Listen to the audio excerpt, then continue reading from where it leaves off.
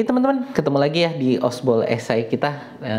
Dan kali ini kita akan berbicara tentang English text ya. Jadi ingin membahas kenapa sih pemain berkebangsaan Inggris itu di pasar, di bursa transfer itu harganya kok nggak ngotak gitu ya.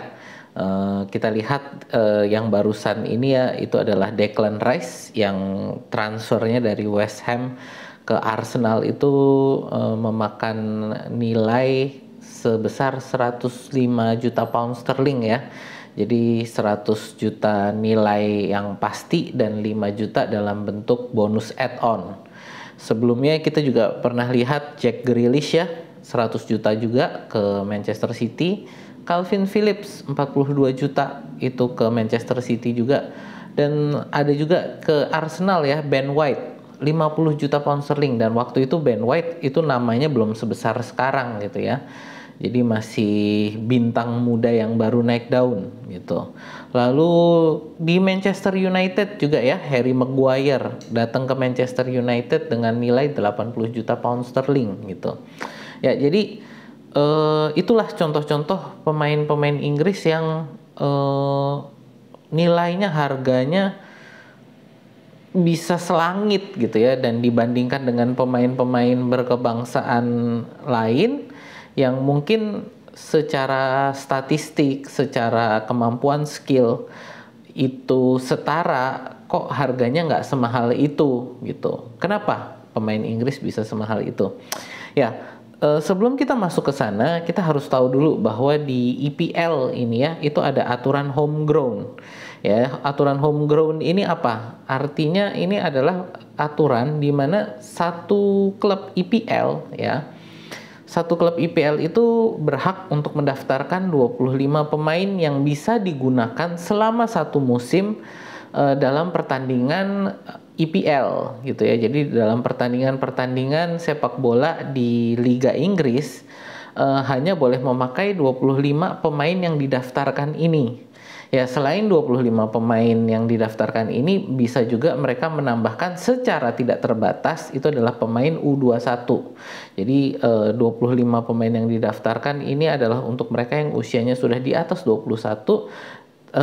Lalu bisa juga memakai secara tidak terbatas, jumlahnya itu adalah pemain-pemain U21 yang ada dari akademi klub tersebut gitu ya.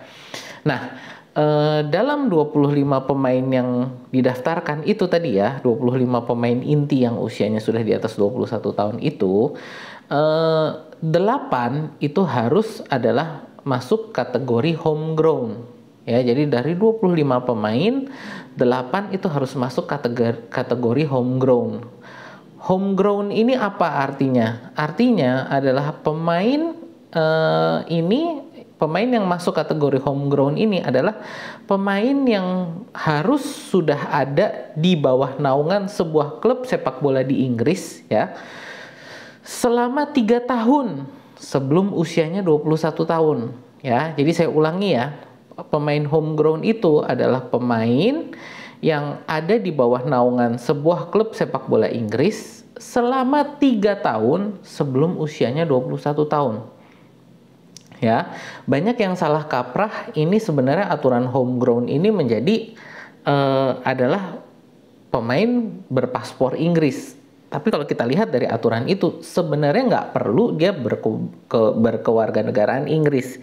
Yang penting adalah pemain tersebut itu harus sudah ada di bawah naungan sebuah klub sepak bola Inggris selama 3 tahun sebelum usianya 21. Ya, sebagai contoh nih, ya kita pernah lihat di Arsenal itu ada Cesc Fabregas dan Hector Bellerin. Ya, keduanya berkewarganegaraan Spanyol, tapi masuk kategori homegrown. Kenapa? Karena mereka 3 tahun berada di akademinya Arsenal sebelum usia mereka 21 tahun. Ya, lalu di Chelsea ada Victor Moses ya, berkewarganegaraan Nigeria.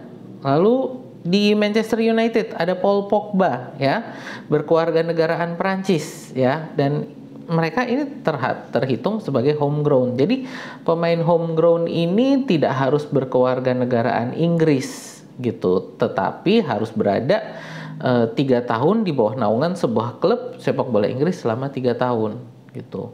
Nah, bukan sayangnya ya. Kenapa menjadi identik dengan pemain Inggris? Karena susah juga nih kalau di bawah usia 21 tahun kan kita ngomong usia remaja lah ya. 3 tahun berarti usia 18 minimal, maksimal mereka usia 18 itu harus sudah ada di Inggris. Jadi ya ini adalah pemain-pemain remaja yang harus ada di Inggris. Kalau mereka belum dewasa kan susah juga untuk orang-orang dari luar Inggris ini untuk datang ke Inggris untuk tinggal selama 3 tahun, untuk berlatih selama 3 tahun di bawah naungan satu klub.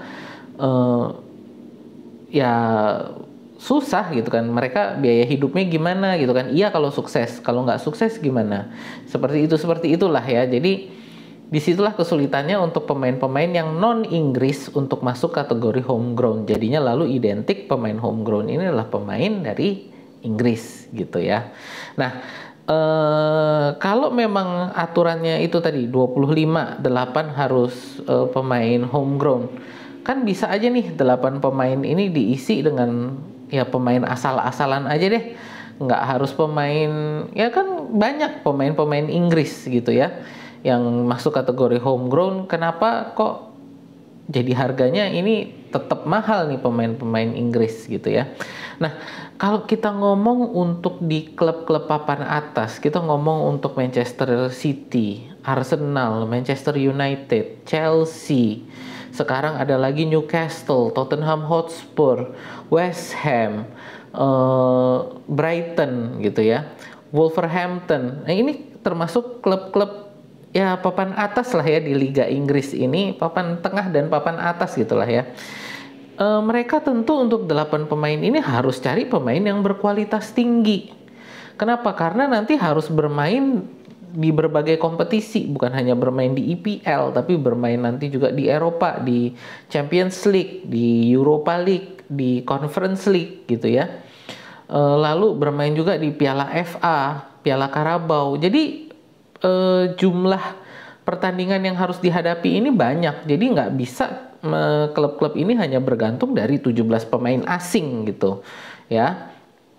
Bahwa 8 pemain homegrown yang harus mereka punya ini harus bisa juga terintegrasi dalam semua pertandingan ini ya. Jadi harus dicari juga yang berkualitas tinggi ya. Akibatnya ya pemain yang berkualitas tinggi ini secara supply kan nggak banyak, terbatas, diperebutkan oleh klub-klub yang ini punya penghasilan besar-besaran. Kita kalau ngomong klub papan atas Liga Inggris, termasuk itu adalah klub sepak bola dengan penghasilan tertinggi gitu ya di dunia. 10, kalau saya nggak salah ingat, dari 10 klub terkaya di dunia, kita ngomong klub sepak bola ya, klub sepak bola terkaya di dunia gitu.